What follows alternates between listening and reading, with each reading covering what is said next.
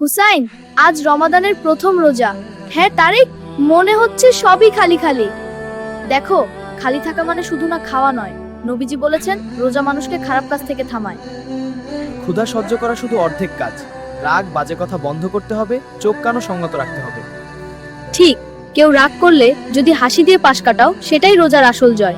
হ্যাঁ, ঠিক বলেছে। বাহ, বুঝতে পারছি রোজা শুধু খাবারের ব্রেক না, খারাপ অভ্যাসেরও ব্রেক। রমাদান মানে নিজের ভুলগুলো ঠিক করার মাস। পুরনো ভুলগুলো ভুলে যাই, নতুন ভালো অভ্যাস শিখি। ঠিক আছে, আজ থেকে চেষ্টা করব, কম রাগ, বেশি ধৈর্য।